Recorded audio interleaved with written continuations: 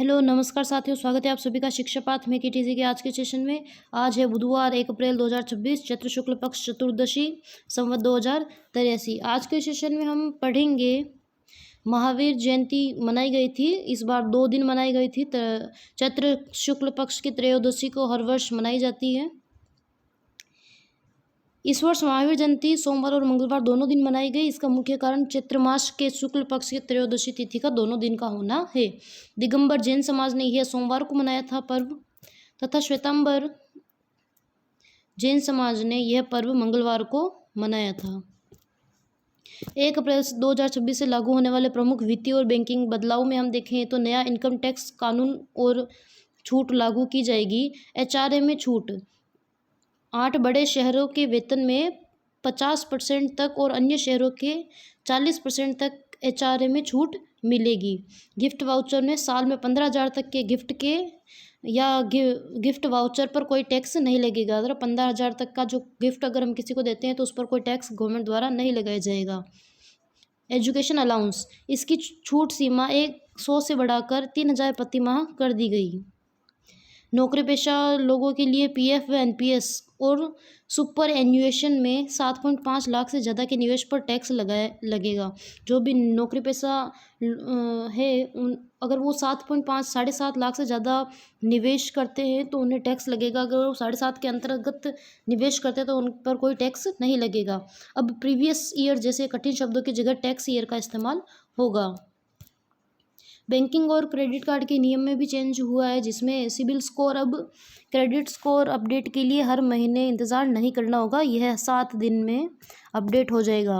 अर्थात CIBIL score 7 दिन में अपडेट होगा, जैसे 7 तारीख को, 14 को, 21 को, 28 तारीख को अपडेट होगा।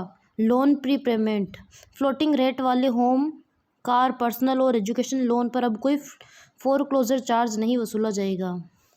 ATM लिमिट भी तय की गई है। PNB बैंक द्वारा एक दिन में कैश निकालने की लिमिट को 1 लाख से घटाकर 50,000 कर दी है। PNB बैंक द्वारा। बैंक लॉकर, ग्राहक अब अधिकतम 4 नॉमिनी जोड़ सकेंगे बैंक लॉकर में। पैन कार्ड को क्रेडिट कार्ड से लिंक करना अनिवार्य होगा और कार्ड से इनकम टैक्स भी भरा जा सकेगा।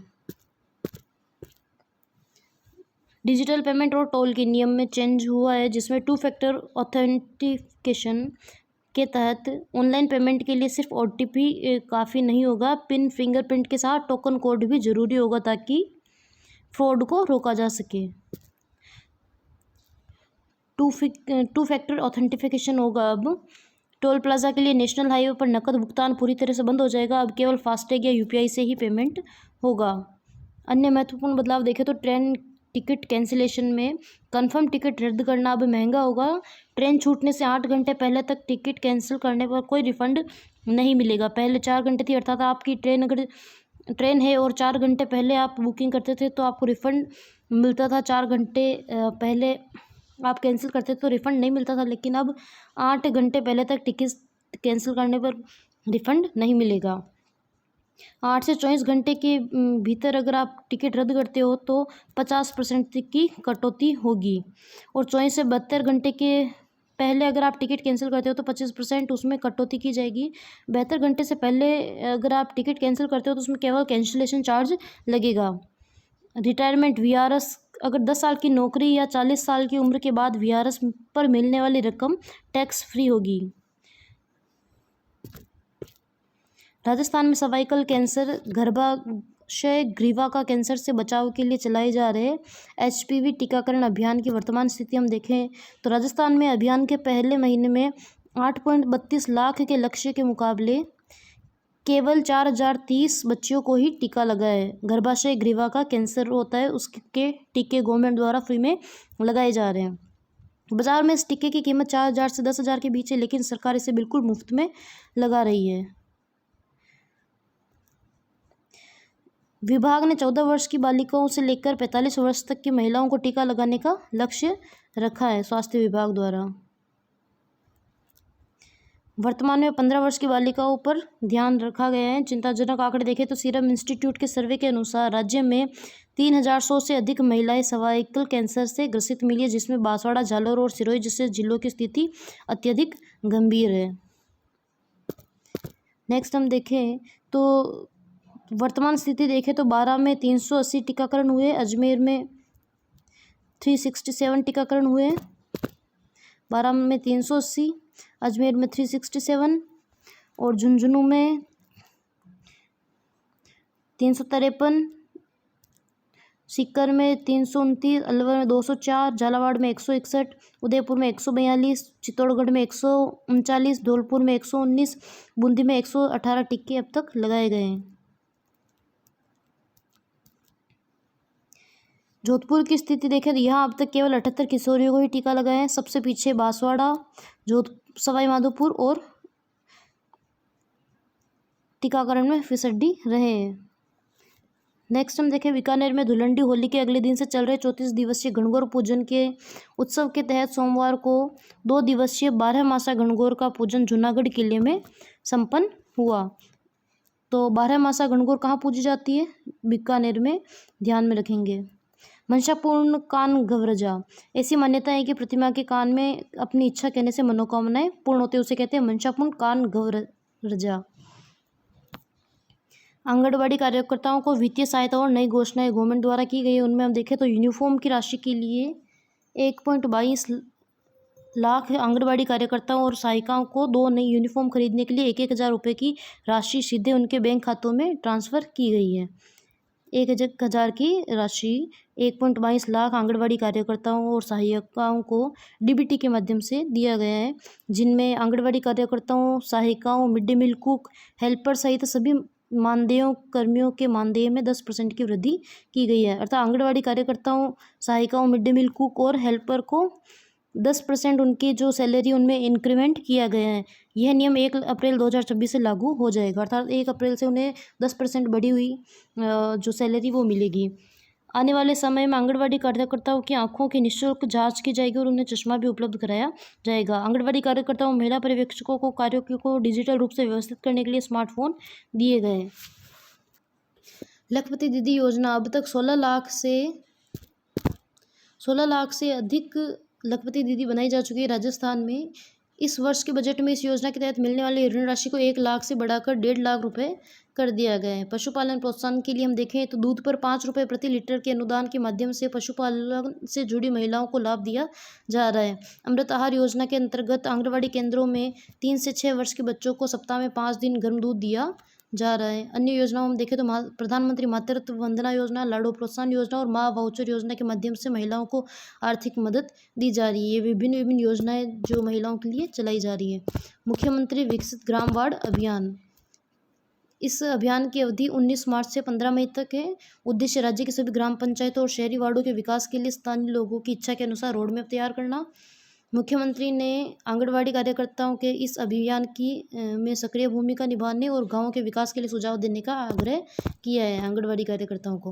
राजस्थान के सरकारी स्कूलों में नया शैक्षणिक जो सत्र है वो 1 अप्रैल 2026 से शुरू होगा।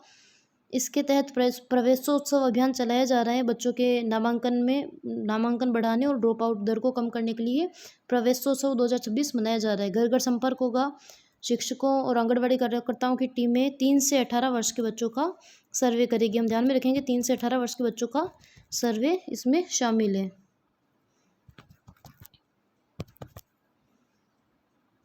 यह अभियान चरणबद्ध रूप से 27 मार्च, 6 अप्रैल, 10 अप्रैल और 15 अप्रैल को महाअभियान के रूप में चलाया जाएगा।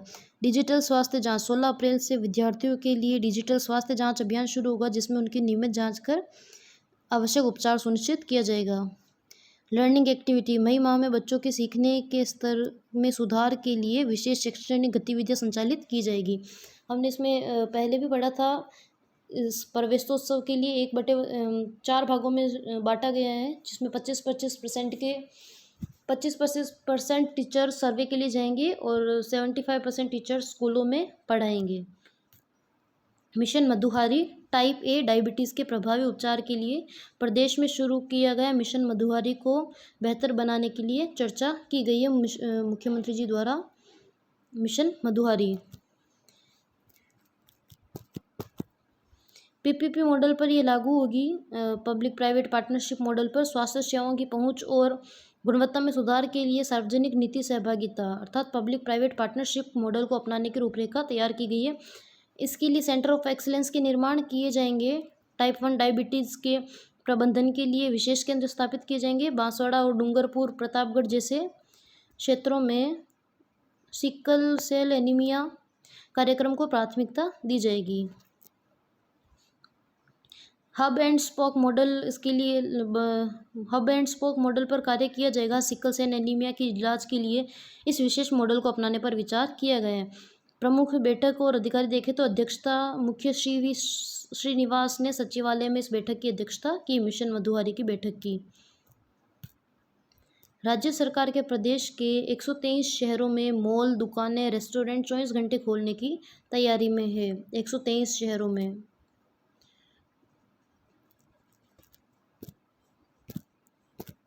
इसके तहत पहले चरण के रूप में जयपुर, जोधपुर, अजमेर सहित बड़े शहरों में शुरुआत की जाएगी। दूसरे चरण में छोटे गांव और छोटे शहरों में यह स्थापित किया जाएगा। ये नियम लागू किया जाएगा। व्यापारियों के लिए नियम देखें तो आजीवन रजिस्ट्रेशन के बाद लाइसेंस की जरूरत नहीं है। 0 से 10 कर्मचारी वाले छोटे दुकानदार को पंजीकरण में छूट मिलेगी। कर्मचारियों का अधिकार देखें तो अधिकतम 10 घंटे प्रतिदिन और हफ्ते में 48 घंटे से अधिक का काम नहीं लिया जाएगा। सप्ताह में 1 दिन सवैतनिक अवकाश अनिवार्य रूप से दिया जाएगा। इसका फ़ायदा ये है, जो 24 घंटे खोलने, जो मॉल, दुकानें, रेस्टोरेंट को 24 घंटे खोलने के लिए नाइट लाइफ और पर्यटन को बढ़ावा मिलेगा। अर्थव्यवस्था में तेजी आएगी और नए रोजगार पैदा होंगे। 1 अप्रैल से शुरू होने वाली 16वीं जनगणना 1 अप्रैल से शुरू हो रही है। यह पूरी तरह से डिजिटल होगी।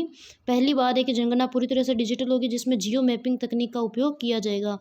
2 चरणों में प्रक्रिया होगी। पहले चरण के तहत 1 अप्रैल से हाउस लिस्टिंग, मकानों की गिनती शुरू होगी, जिसमें 33 सवाल पूछे जाएंगे। दूसरा चरण फरवरी 2027 में जनसंख्या गणना होगी। डेटा को अति संवेदनशील श्रेणी में रखा गया है। इसकी सुरक्षा परमाणु ऊर्जा केंद्रों के स्तर की होगी। यह आरटीआई के दायरे से बाहर रहेगा। जनगणना 2027 के लिए शुभांकर का अनावरण किया गया। प्रगति महिला प्रगणक प्रगति तथा विकास पुरुष प्रगणक इसका प्रतिनिधित्व करेंगे। इसका लॉन्च श्री अमित शाह जी द्वारा नई दिल्ली में किया गया। डिजिटल टूल्स का सॉफ्ट लॉन्च किया गया। इन शुभंकरों का औपचारिक अनावरण किया गया। महत्वपूर्ण नियम और स्पष्टीकरण हम इसके तहत देखें तो लिव इन रिलेशनशिप में रहने वाले जोड़ों को विवाहित माना जाएगा। रेडियो, टीवी, मोबाइल में एफएम है तो उसे रेडियो ही माना जाएगा, लेकिन यूट्यूब देखने वाले को टीवी नहीं माना जाएगा। किचन, रसोई तभी दर्ज होगी जब वह घर के बाकी हिस्सों से अलग हो। अगर नल ले फिर भी बाहर से बोतल मंगाते हैं तो बोतल बंद पानी ही लिखें। ट्रैक्टर को कार, जीप की श्रेणी में नहीं गिना जाएगा। कर्मचारी 3 बातें नहीं पूछेंगे। आमदनी के बारे में दस्तावेज नहीं मांगेंगे। आधार कार्ड, पैन कार्ड या अन्य कोई पहचान पत्र दिखाने का दबाव नहीं बना सकते। बैंक डिटेल भी आपसे वो नहीं मांगेंगे। ओटीपी जैसे निजी विवरण नहीं देने उनको। स्वयं जानकारी भी भर सकते हैं। इसके तहत आप पोर्टल census.government.in पर जाकर 15 मिनट में अपनी जानकारी भर सकते हैं। घर के मुखिया का नाम, मोबाइल नंबर दर्ज करें। एक नंबर से एक ही रजिस्ट्रेशन होगा। 16 भाषाओं में से अपनी भाषा चुनें। ओटीपी वेरिफिकेशन करें। मैप पर लाल मार्कर से अपने घर की सटीक लोकेशन सेट करें। हाउस लिस्टिंग से जुड़े सभी 33 सवालों का जवाब दें। डेटा चेक करने के बाद फाइल सबमिट करें। SCID सबमिट होते ही स्क्रीन पर SCID दिखेगी, उसका स्क्रीनशॉट लें और उसे संभाल कर रखें। सत्यापन, जब जनगणना कर्मी घर आए तो उन्हें SCID दें। रोहतक, हरियाणा में आयोजित जूनियर एवं senior 5-on-5 flag football national championship 2025-26 में राजस्थान की टीमों ने शानदार प्रदर्शन किया है। तो रोहतक, हरियाणा में जूनियर एवं senior 5-on-5 flag football national championship का आयोजन किया जा रहा है। राजस्थान ने इस प्रतियोगिता में कुल 4 पदक जीते हैं। 3 स्वर्ण और 1 रजत पदक जीता है। जूनियर बालिका राजस्थान बनाम चंडीगढ़, इसमें राजस्थान ने स्वर्ण मेडल, गोल्ड मेडल जीता है। जूनियर बालिका में, जूनियर बालक में राजस्थान ने गोल्ड मेडल जीता है। सीनियर पुरुष में राजस्थान ने गोल्ड मेडल जीता है और सीनियर महिला में राजस्थान ने रजत पदक जीता है। सीनियर महिला में राजस्थान ने रजत पदक जीता है। बाकी तीनों प्रतियोगिता में जूनियर बालिका, जूनियर बालक और सीनियर पुरुष में स्वर्ण पदक जीता है। केरल के तिरुवनंतपुरम में आयोजित खेलो इंडिया नेशनल कलारीपट्टू चैंपियनशिप खेलो इंडिया नेशनल कलारीपट्टू चैंपियनशिप में राजस्थान के ओजस्व गजराज ने ऐतिहासिक उपलब्धि हासिल की है। ओजस्व गजराज जयपुर के निवासी हैं। रजत पदक उन्होंने इस चैंपियनशिप में जीता है। ओजस्व राजस्थान के अकेले खिलाड़ी रहे हैं जिन्होंने दक्षिण भारत के इस पारंपरिक मार्शल आर्ट्स में पदक जीतकर इतिहास रच दिया है। ये 14 वर्षीय ओजस्व ने जूनियर बॉयज़ वर्ग में चुआडू स्पर्धा में पदक जीता है। इससे पहले 2025 में बिहार के गया में आयोजित खेलो इंडिया यूथ गेम्स में भी उन्होंने रजत पदक जीता था। ओजस्व गजराज ने ग्लोबल राजस्थान एग्रीटेक मीट 2026 ग्राम आयोजन इसका किया जाएगा मई 2026 के दूसरे पखवाड़े में। राजस्थान को कृषि निर्यात एग्री एक्सपोर्ट के क्षेत्र में अग्रणी बनाना और किसानों को आधुनिक तकनीकी निवेश से जोड़ना इसका उद्देश्य है। प्रमुख प्रतिभागी इसमें देश विदेश के कृषि विशेषज्ञ, वैज्ञानिक और तकनीकी जानकार इसमें शामिल होंगे। गांव-गांव में जाकर अभियान चलाकर किसानों को इस मीट के बारे में जागरूक किया जाएगा। प्रगतिशील किसानों, पशुपालकों, डेयरी, मत्स्य पालकों एवं जिला एवं राज्य स्तर पर पुरस्कृत किया जाएगा। जो प्रगतिशील किसान, पशुपालक और डेयरी संचालक और मत्स्य पालक होंगे उन्हें राज्य स्तर पर पुरस्कृत किया जाएगा। इसके तहत कृषि पर्यवेक्षक, कृषि मित्र और ग्राम सेवा अधिकारी समितियों के कर्मियों को विशेष प्रशिक्षण दिया जाएगा। मार्गदर्शिका 2026 ग्राम 2026 से संबंधित सभी विभागों की जानकारियों को संकलित कर एक गाइड बुक तैयार की जाएगी जिसका नाम होगा ग्राम 2026। कृषि क्षेत्र में नवाचार और आधुनिक तकनीक को बढ़ावा मिलेगा। स्थानीय किसानों को अंतर्राष्ट्रीय विशेषज्ञों को अनुभव का लाभ मिलेगा। निवेश के नए अवसर पैदा होंगे जिससे किसानों की आय में वृद्धि होगी। इसका आयोजन मई 2026 के दूसरे पखवाड़े में किया जाएगा। हमने जानकारी ली थी। किसानों को नई तकनीक और पारंपरिक खेती के मेल से अवगत कराकर उनकी आय में वृद्धि करना। राजस्थान को कृषि निर्यात एग्री एक्सपोर्ट में अग्रणी बनाना। मुख्यमंत्री ने इसके लिए निर्देश दिए हैं। जन जागरूकता अभियान जो गांव-गांव जाकर जन जागरूकता चलाई जाएगी। इसके तहत किसान इस मीट का लाभ उठा सके जिसका उद्देश्य रहेगा प्रगतिशील किसानों, पशुपालकों, डेयरी, मत्स्य पालकों को प्रोत्साहित करने के लिए जिला एवं राज्य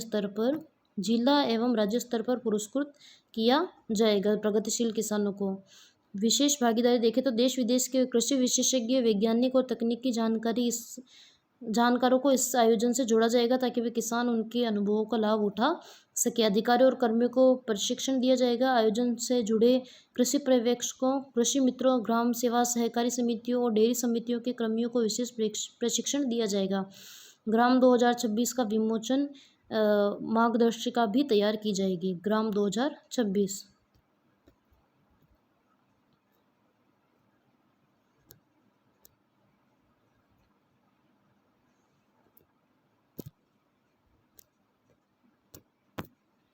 राजस्थान सरकार एलपीजी सिलेंडर की किल्लत को देखते हुए पाइप्ड नेचुरल गैस के विस्तार में तेजी लाने जा रही है। इसका लक्ष्य रखा है जून 2026 तक नए कनेक्शन अगले 3 महीनों में 90 दिनों में 3.75 लाख नए घरों और उद्योगों को पाइपलाइन गैस से जोड़ने का लक्ष्य रखा है। 3.75 लाख 3 महीनों के अंतर्गत जून 2026 तक।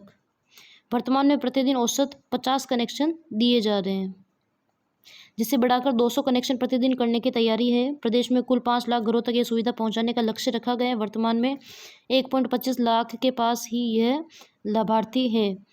प्रमुख लाभार्थी क्षेत्र देखें तो सरकार ने औद्योगिक क्षेत्रों और क्लस्टर को प्राथमिकता दी है जैसे जयपुर, भीलवाड़ा, बालोतरा। होटल व ढाबे कोयले या अन्य महंगे ईंधन के बजाय सुरक्षित और सस्ती पीएनजी अपनाने के लिए प्रेरित किया जाएगा। आधारभूत संरचना, जिन क्षेत्रों में पाइपलाइन का बुनियादी ढांचा तैयार हो चुका है वहां तेजी से कनेक्शन जारी किए जाएंगे। यह एलपीजी की तुलना में सुरक्षित मानी जाती है। यह पारंपरिक सिलेंडर की तुलना में सस्ती होती है। सिलेंडर खत्म होने बुकिंग की चिंता नहीं रहती। गैस आपूर्ति निरंतर बनी रहती है। इसके फायदे, राजस्थान की पहली महिला ट्रांसजेंडर पुलिस कांस्टेबल। राजस्थान की पहली ट्रांसजेंडर महिला पुलिस कांस्टेबल गंगा कुमारी। तो हम ध्यान में रखेंगे गंगा कुमारी जो राजस्थान की पहली ट्रांसजेंडर पुलिस कांस्टेबल है। उनके संघर्ष की और सफलता की प्रेरणादायक कहानी देखें तो जालोर निवासी गंगा कुमारी ने राजस्थान की पहली ट्रांसजेंडर पुलिस कांस्टेबल है। वो जालोर के रहने वाले हैं। वर्तमान में वे रामसीन थाने में तैनात है और अपनी सेवा के 8 साल पूरे कर चुकी हैं। 5 साल की कानूनी लड़ाई उन्होंने लड़ी थी। 2013 में उन्होंने पुलिस भर्ती परीक्षा पास की थी। फॉर्म में थर्ड जेंडर का विकल्प न होने के कारण उन्होंने फीमेल कैटेगरी चुनी, लेकिन मेडिकल जांच में उनकी नियुक्ति रोक दी गई। उन्होंने हार नहीं मानी और जोधपुर हाई कोर्ट में कानून की लड़ाई लड़ी और अंततः 15 मार्च 2018 को न्यायालय के आदेश के बाद उन्हें नियुक्ति मिली। खेल मैदान में प्रदर्शन उनका देखें तो नियुक्ति के मात्र 8 महीने बाद उन्होंने जोधपुर रेंज की खेलकूद प्रतियोगिता में भाग लिया और जालोर के लिए 2 स्वर्ण पदक सहित कुल 8 पदक उन्होंने जीते थे। तो ये सब हमारे इसमें महत्वपूर्ण चीज़ हमारे लिए है कि राजस्थान के पहले ट्रांसजेंडर पुलिस कांस्टेबल गंगा कुमारी है जो जालोर के निवासी है। प्रेरणादायक संदेश उन्होंने दिया है कि कांस्टेबल गंगा के अनुसार सफलता के लिए बातें महत्वपूर्ण है। लक्ष्य निर्धारित करें, बिना लक्ष्य के परिश्रम दिशाहीन होता है। दुनिया की परवाह न करें, लोग क्या कहेंगे, इस सोच को त्यागना जरूरी है। मेहनत पर विश्वास रखें। सिस्टम और परंपराओं के खिलाफ लड़ते हुए भी अगर आप अपनी मेहनत पर भरोसा रखते हैं तो परिणाम सकारात्मक ही मिलता है। ये उनका प्रेरणादायक संदेश सभी के लिए रहा है। न्यूयॉर्क में 77वें राजस्थान दिवस व होली स्नेह मिलन समारोह का आयोजन किया गया। इंडो यूएस फ्रेंडशिप सेंटर की स्थापना की जाएगी। इसके तहत राजस्थान भवन का निर्माण किया जाएगा। Rajasthan association of north America Rana के पूर्व अध्यक्ष Rajasthan association of north America Rana के पूर्व अध्यक्ष के मेहता और चंद्रा मेहता ने मेहता फैमिली ट्रस्ट की ओर से $5 मिलियन लगभग 50 करोड़ रुपए के आर्थिक सहयोग देने की घोषणा की है। राजस्थान भवन का निर्माण न्यूयॉर्क में किया जाएगा। इस राशि का उपयोग न्यूयॉर्क में इंडो यूएस फ्रेंडशिप सेंटर के निर्माण के लिए किया जाएगा। इस केंद्र में राजस्थान भवन, योग एवं आयुर्वेद केंद्र, कन्वेंशन सेंटर और वरिष्ठ नागरिकों के लिए सोशल सेंटर बनाया जाएगा। इस पूरे प्रोजेक्ट का निर्माण की जिम्मेदारी राना के वर्तमान अध्यक्ष प्रेम भंडारी को सौंपी गई है। राजस्थान रत्न सम्मान भी प्रदान किया गया। इसी अवसर पर न्यूयॉर्क में 7 प्रतिष्ठित व्यक्तियों को राजस्थान रत्न से सम्मानित किया गया, जिसमें डॉक्टर समीन शर्मा, प्रसिद्ध कार्डियोलॉजिस्ट है, नरेंद्र कुकर, राज बंसल और अशोक संचेती, जुगल किशोर लड्डा और नंदटोडी मोहन नत्रापन्नी को भी सम्मानित किया गया। बीकानेर के डॉक्टर करणी सिंह स्टेडियम में आयोजित 19वीं जूनियर राष्ट्रीय वुशु प्रतियोगिता 27 से 29 मार्च तक आयोजित की गई थी। राज्य वुशु प्रतियोगिता 27 से 29 मार्च तक आयोजित की गई। डॉक्टर करणी सिंह स्टेडियम में ओवरऑल चैंपियन रहा है जयपुर, उप विजेता रहा है हनुमानगढ़, तीसरा स्थान चूरू का रहा है। और आशुष सिंह जो हनुमानगढ़ के हैं बालक वर्ग के श्रेष्ठ खिलाड़ी चुने गए। हिमांगी नेगी जयपुर की है, उन्हें बालिका वर्ग में बेस्ट प्लेयर का खिताब जीता है राज्य वुशु प्रतियोगिता में। राजस्थान के आर्थिक एवं सांख्यिकी निर्देशालय द्वारा विकसित फूड एवं न्यूट्रिशन सिक्योरिटी एनालिसिस डैशबोर्ड को स्कॉच गोल्ड अवार्ड 2025 से सम्मानित किया गया है। फूड एवं न्यूट्रिशन सिक्योरिटी एनालिसिस डैशबोर्ड को स्कॉच गोल्ड अवार्ड से सम्मानित किया गया। राजस्थान पहली कक्षा में प्रवेश की उम्र अब 5 साल रखी गई है। स्कूलों में जो नामांकन दर घटती जा रही है और 6 वर्ष पूरे नहीं करने के कारण काफ़ी बच्चे प्रवेश से वंचित रह जाते हैं। इसी कारण से राजस्थान में पहली कक्षा में प्रवेश की आयु को 5 वर्ष कर दिया गया है। राष्ट्रीय शिक्षा नीति के तहत 6 साल अनिवार्य होने से पिछले सत्र में लगभग 3.5 लाख बच्चों का नामांकन कम हो गया था। राजस्थान में ईवी चार्जिंग नेटवर्क का विस्तार किया जाएगा। 5000 नए स्टेशन इलेक्ट्रॉनिक जो चार्जिंग स्टेशन स्थापित किए जाएंगे। जयपुर की एक कंपनी द्वारा 5000 नए स्टेशन स्थापित किए जाएंगे। दूरी का लक्ष्य है शहरों में 300 से 500 मीटर के दायरे में चार्जिंग की सुविधा उपलब्ध कराने का लक्ष्य है। वर्तमान में जुलाई 2025 तक राजस्थान में 1531 सार्वजनिक चार्जिंग स्टेशन चालू हो चुके हैं। ये रिपोर्ट 2025 तक की है, जुलाई 2025 तक। प्रमुख शहर देखें तो जयपुर, अलवर, कोटा, भीलवाड़ा और भरतपुर जैसे शहरों में पहले ही चार्जिंग स्टेशन लगाने की शुरुआत हो चुकी है। इसी के तहत PME ड्राइव योजना के बारे में भी हम देखेंगे। वित्तीय सहायता और विस्तार इसका किया गया है। भारत सरकार ने राजस्थान अक्षय ऊर्जा निगम को 81.12 करोड़ रुपए की वित्तीय सहायता स्वीकृत की है। प्रदेश के 262 स्थानों पर कुल 591 EV चार्जिंग स्टेशन स्थापित किए जाएंगे। जो PME ड्राइव योजना के तहत प्रदेश के 262 स्थानों पर 591 इलेक्ट्रॉनिक व्हीकल चार्जिंग स्टेशन स्थापित किए जाएंगे। इसके लिए जो भारत सरकार ने राजस्थान अक्षय ऊर्जा निगम को 81.12 करोड़ रुपए की वित्तीय सहायता दी है। इसमें जयपुर में 112 स्टेशन, अजमेर में 49, उदयपुर में 39, कोटा में 28 स्टेशन का निर्माण किया जाएगा। इसके अतिरिक्त 34 चार्जिंग स्टेशन राष्ट्रीय और राज्य मार्गों पर, हाईवेज पर स्थापित किए जाएंगे। पीएम ई ड्राइव योजना का उद्देश्य देखें तो इलेक्ट्रॉनिक व्हीकल को बढ़ाना और उनके बुनियादी ढांचे में जो इंफ्रास्ट्रक्चर है उनको तैयार करना, प्रदूषण में कमी लाना, हरित ऊर्जा को बढ़ाना। राज्य की भूमिका देखें तो मुख्यमंत्री भजनलाल शर्मा के नेतृत्व में राजस्थान हरित ऊर्जा, ग्रीन एनर्जी को बढ़ावा देने में देश में अग्रणी राज्यों में शामिल है। अक्षय ऊर्जा निगम ने केंद्र सरकार के समक्ष यह प्रस्ताव रखा था, जिसे अब मंजूरी मिल गई है। कुल वाहन देखें, प्रदेश में वर्तमान में करीब 2.5 से 3 लाख इलेक्ट्रॉनिक वाहन चल रहे हैं, अर्थात 2.5 लाख से 3 लाख इलेक्ट्रॉनिक व्हीकल राजस्थान में चल रहे हैं। जनवरी 2026 में ही 6,252 नए वाहनों का जो दोपहिया वाहन है अर्थात 2 व्हीलर का रजिस्ट्रेशन हुआ है। राज्य में लगभग 2 से 2.5 लाख ई स्कूटर, 70 से 80 हज़ार ई रिक्शा और 8 से 10 हज़ार इलेक्ट्रिक कारें हैं। भविष्य की योजनाएं देखें तो ये स्टेशन मुख्य रूप से हाईवे, पार्किंग, कमर्शियल कॉम्प्लेक्स और सार्वजनिक स्थानों पर लगाए जाएंगे। इन चार्जेस का निर्माण जयपुर के सीतापुरा स्थित औद्योगिक क्षेत्र में किया जा रहा है। सीतापुरा स्थित औद्योगिक क्षेत्र में इसका निर्माण किया जाएगा।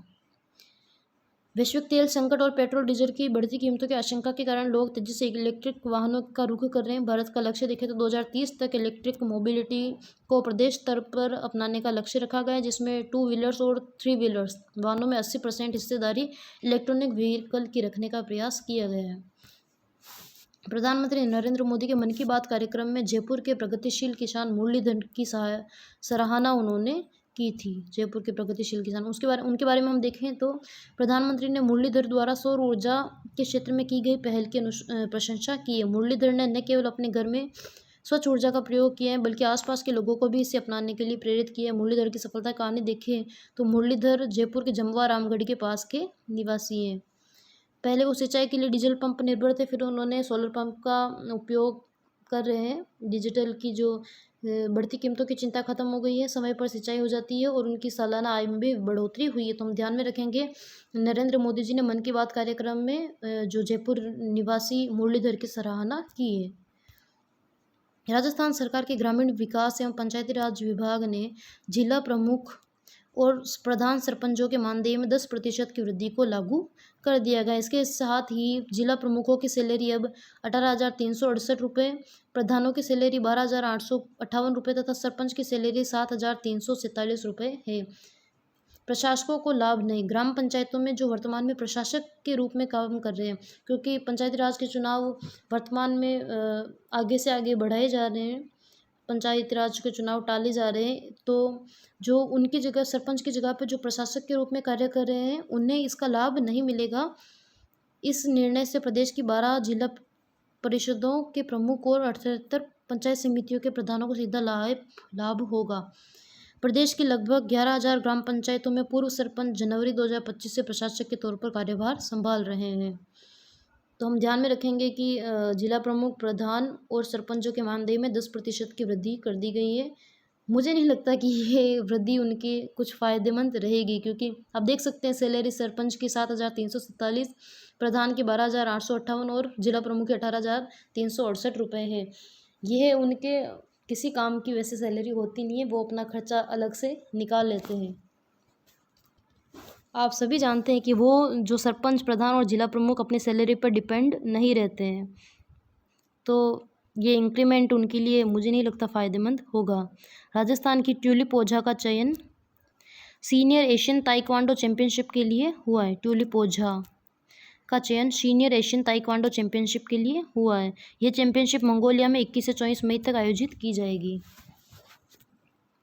ट्यूलिप का चयन अंडर 46 kg वर्ग के लिए हुआ है। 8वीं सब जूनियर राज्य स्तरीय नेटबॉल प्रतियोगिता बालक वर्ग में शिखर प्रथम रहा है। 8वीं सब जूनियर राज्य स्तरीय नेटबॉल प्रतियोगिता में बालक वर्ग में सीकर फर्स्ट रहा है, बालक वर्ग में द्वितीय चूरू रहा है, तृतीय भीलवाड़ा रहा है। बालिका वर्ग में फर्स्ट हनुमानगढ़ रहा है, द्वितीय जयपुर रहा है और तृतीय भीलवाड़ा रहा है। बालक और बालिका दोनों वर्गों में तृतीय भीलवाड़ा रहा है, जबकि बालक वर्ग में सीकर फर्स्ट, सेकंड चूरू तथा थर्ड भीलवाड़ा। बालिका वर्ग में हनुमानगढ़ फर्स्ट, सेकंड जयपुर तथा थर्ड भीलवाड़ा है।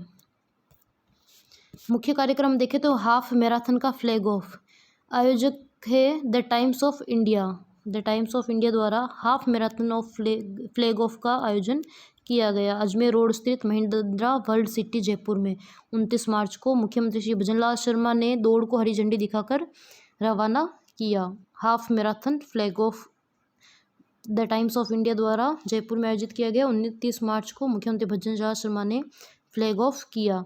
अनोखी प्रतियोगिता हम देखें तो 7 घंटे उकड़ू बैठकर बने विजेता। श्रीगंगानगर में पदमपुर टोल नाके पर किसानों के धरने के दौरान, किसान धरना दे रहे थे श्रीगंगानगर के पदमपुर टोल नाके पर, तो किसानों ने खुद को व्यस्त रखने के लिए उकड़ू बैठने की एक अनोखी प्रतियोगिता आयोजित की। प्रतियोगिता दोपहर 12 बजे से शाम 7 बजे तक चली, जिसमें 21 किसानों ने हिस्सा लिया। अर्थात धरना प्रदर्शन के दौरान उनको खुद को व्यस्त करने के लिए यह प्रतियोगिता आयोजित की गई, जिसमें इंद्राज, अमरदीप सिंह और अनमोल सिंह अंत तक डटे रहे। तीनों को संयुक्त विजेता घोषित कर 11,000 रुपये की इनाम राशि भी आपस में बांटी गई। यह अनोखी प्रतियोगिता है, श्रीगंगानगर में आयोजित की गई थी। राष्ट्रीय घरेलू आय सर्वेक्षण 2026, यह देश का प्रथम घरेलू आय सर्वेक्षण है, जिसका उद्देश्य पूरे भारत में अलग अलग इलाकों और समूहों की वास्तविक आय जानना है। सर्वेक्षण की अवधि है अप्रैल 2026 से मार्च 2027 तक। यह सर्वेक्षण सांख्यिकी और कार्यक्रम कार्यान्वयन मंत्रालय के तहत नेशनल स्टैटिस्टिक्स ऑफिसर द्वारा वहन किया जा रहा है, जो संचालन किया जा रहा है। आय का वितरण देखें तो देश में आय के वितरण को बेहतर ढंग से समझना इसका उद्देश्य है। भविष्य में प्रभावी सरकारी योजनाएं और नीतियां बनाना इसका उद्देश्य है। पूरे भारत से लगभग 4.5 लाख परिवारों की जानकारी जुटाई जाएगी। तो सुरक्षा और गोपनीयता देखें तो आपकी जानकारी पूरी तरह से सुरक्षित और गोपनीय रखी जाएगी। इसका उपयोग किसी भी व्यक्तिगत मामले जैसे इनकम टैक्स आदि के लिए नहीं किया जाएगा। डेटा का उपयोग केवल नीति निर्माण और विश्लेषण के लिए ही होगा। नागरिकों के लिए निर्देश है, यदि आपका परिवार सैंपल के तौर पर चुना जाता है तो सर्वेयर को सही जानकारी दे। सर्वेयर अपना सहकारी पहचान पत्र जरूर दिखाएंगे। कभी OTP पासवर्ड नहीं मांगेंगे। इससे किसी भी ऐसे अनुरोध से भी सावधान रहे। OTP पासवर्ड शेयर नहीं करने। नदी के पत्थरों पर कला, पेबल आर्ट, कलाकार है जयपुर के राजकुमार गुप्ता। नोएडा स्थित द आर्ट लाइफ गैलरी में 4 दिवसीय अंतर्राष्ट्रीय कला प्रदर्शनी का आयोजन किया जा रहा है नोएडा में, जिसमें राजस्थान के राजकुमार गुप्ता के नदी के पत्थरों पर कला पेबल आर्ट को प्रदर्शित किया जाएगा। नई एंडोस्कोपी तकनीक से कैंसर की पहचान। SMS अस्पताल में आधुनिक एंडोस्कोपी जैसी तकनीकों, हाई डेफिनेशन एंडोस्कोपी और इमेज एनहांस्ड एंडोस्कोपी की मदद से पाचन तंत्र और कैंसर के शुरुआती चरण का पता लगाना संभव हो गया है। बिना सर्जरी के इलाज मिलेगा, जिससे यदि कैंसर या ट्यूमर की शुरुआत में ही पता चल जाए तो एंडोस्कोपी, म्यूकोसल रिसेक्शन और सब म्यूकोसल डिसेक्शन जैसी तकनीकों से इसे हटाया जा सकता है, जिससे मरीज को बड़ी सर्जरी की जरूरत नहीं पड़ती है। तो SMS हॉस्पिटल में इसका नवाचार किया गया है।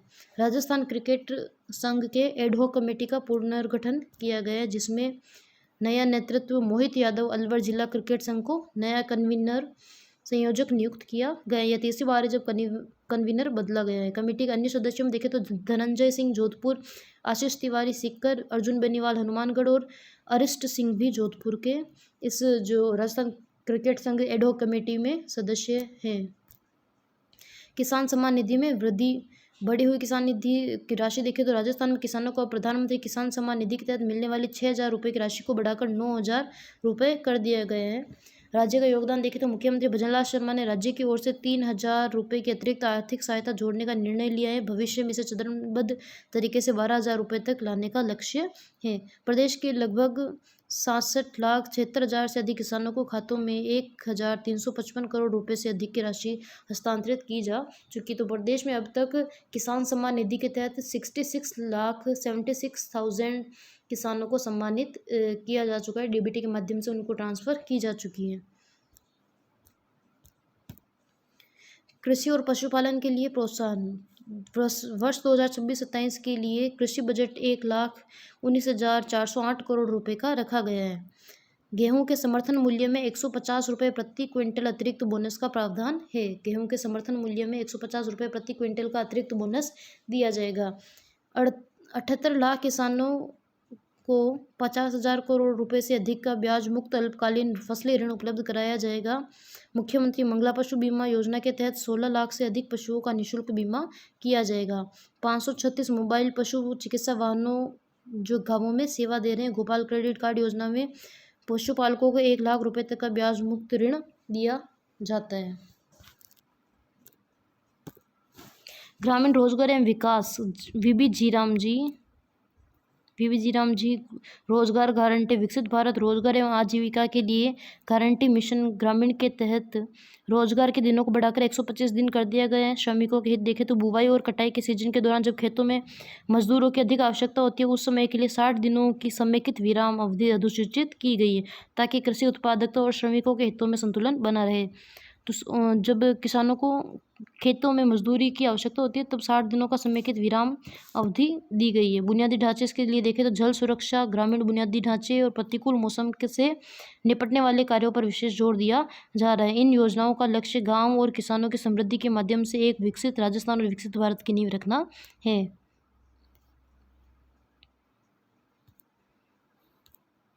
उद्यमियों के लिए वित्तीय सहायता जो गवर्नमेंट द्वारा प्रोवाइड की जा रही है उसमें सरकार नई इकाइयाँ लगाने पर पुरानी इकाइयों के विस्तार के लिए भी भारी सब्सिडी दे रही है।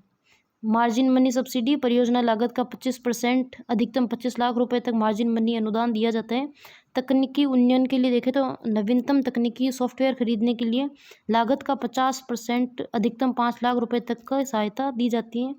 अंतर्राष्ट्रीय गुणवत्ता प्रमाण पत्रों और बौद्धिक संपदा अधिकारों पर होने वाले खर्च का 75% 3 लाख रुपए तक का पुनर्भरण गवर्नमेंट द्वारा दिया जाएगा। मार्केटिंग और डिजिटल विस्तार में स्थानीय उत्पादों की पहुंच बढ़ाने के लिए ई कॉमर्स सहायता, ई कॉमर्स प्लेटफॉर्म पर शामिल होने के लिए प्रतिवर्ष 1 लाख रुपए तक का जो शामिल उनको फ़ायदा दिया जाएगा। 75% पुनर्भरण दिया जाएगा ई कॉमर्स प्लेटफॉर्म पर शामिल होने के लिए।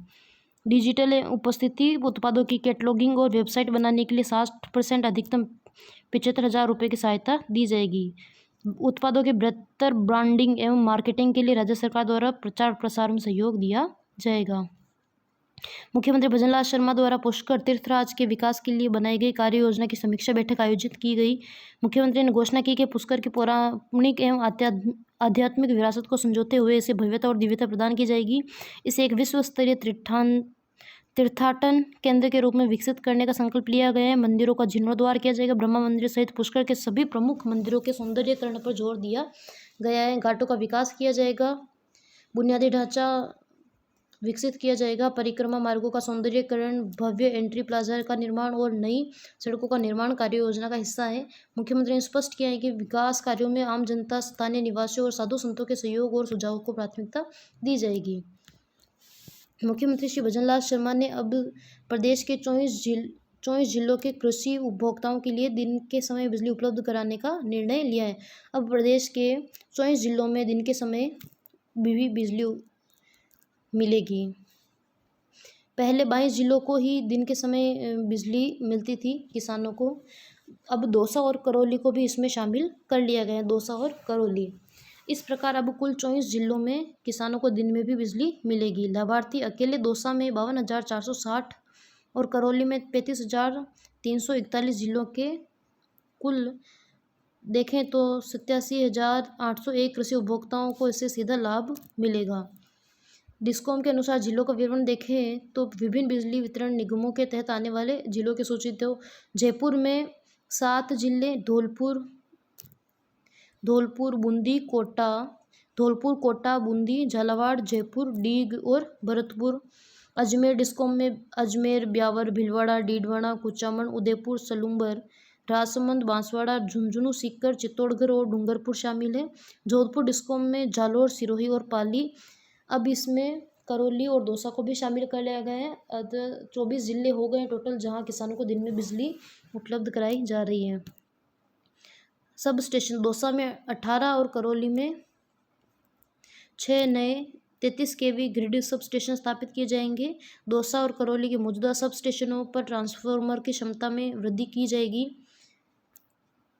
पीएम कुसुम योजना के तहत 32 मेगावाट क्षमता के 17 सौर ऊर्जा संयंत्र स्थापित किए जा चुके हैं। रात के समय कड़ाके की ठंड, बारिश व जंगली जानवरों के खतरे से मुक्ति मिलेगी। पारिवारिक समय अब किसान दिन में सिंचाई का कार्य पूरा कर रात में अपने परिवार के साथ समय बिता सकेंगे। राज्य सरकार ने वर्ष 2025 के बजट में यह संकल्प लिया है कि वर्ष 2027 तक चरणबद्ध तरीके से प्रदेश के सभी जिलों में किसानों को दिन के समय बिजली उपलब्ध कराई जाएगी, जहां अब 24 जिलों में यह लागू हो चुका है। राजस्थान माध्यमिक शिक्षा बोर्ड की 12वीं कक्षा का परिणाम जारी किया गया है। विज्ञान में 97.52%, कला 97.54% तथा वाणिज्य में 93.64% ओवरऑल रिजल्ट रहा है। तो अन्य वर्षों की तुलना भी इसमें की गई है। लास्ट ईयर की तुलना के रूप में हम देखें तो 2025 में कला वर्ग का रिजल्ट रहा था 97.78%, इस बार 97.54% है, कुछ कम रहा है।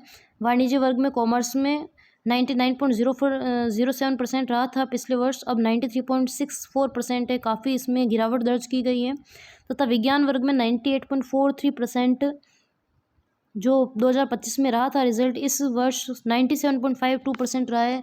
तो विज्ञान में भी इसमें कटौती देखी गई है। भारतीय प्रबंधन संस्थान IIM उदयपुर के 14वें वार्षिक दीक्षांत समारोह का आयोजन हुआ। 31 मार्च को IIM जो उदयपुर के 14वें वार्षिक दीक्षांत समारोह का आयोजन किया गया था। जयपुर के तेज गेंदबाज अशोक शर्मा के लंबे इंतजार के बाद IPL में डेब्यू हुआ है।